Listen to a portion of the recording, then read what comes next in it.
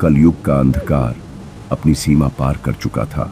धर्म मर चुका था, अधर्म ताज पहन चुका था। शहर चमकते थे, लेकिन दिल अंधेरे में घुट रहे थे। विज्ञान, जो इंसान को ऊपर उठाने आया था, अब उसी के पतन का कारण बन रहा था। रिश्ते टूट गए, घर घर में कलह थी, सड़कों पर लूट, हत्या और भय का साम्राज्य था। महाभारत में कृष्ण की चेतावनी सच हो रही थी। प्रकृति भी इंसान से मुंह मोड़ चुकी थी। कहीं सूखा, कहीं जलजला, कहीं मौत की महामारी। इंसान इतना नीचे गिर चुका था कि बाजारों में अनाज नहीं मिलता था। वहां इंसानी मांस बिक रहा था। बच्चियां 8 से 10 साल की उम्र में गर्भवती। मनुष्य की आयु सिर्फ 20 से 30 वर्ष। मंदिरों में धर्म नहीं, अधर्म सिखाया जा रहा था। गंगा, जो पाप धोती थी, आज खून से लाल हो चुकी थी।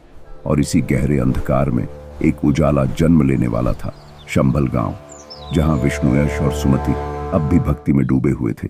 एक रात आकाश में चांद और सूरज एक साथ चमके, दिव्य प्रकाश उतरा और जन्म हुआ भगवान विष्णु के 10वें अवतार कल्कि का। देवता नतमस्तक हुए।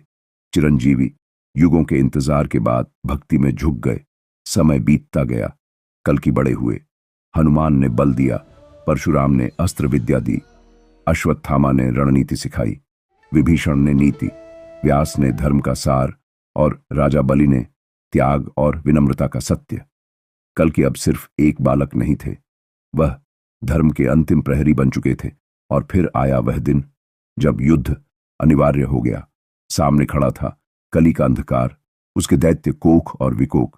एक पर्वत तोड़ने की शक्ति वाला, दूसरा मृतकों को जीवित कर देने वाला।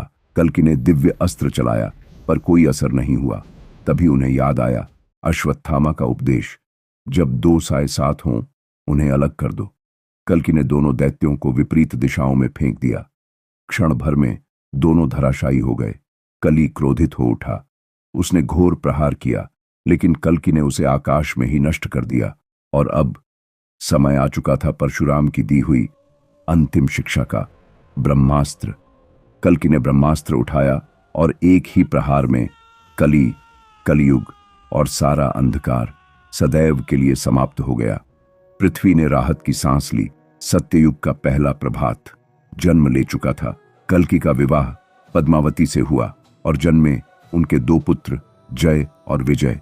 यही थी कथा कल्कि अवतार की, जहां अधर्म हार गया और सत्य का सूरज फिर से उग आया।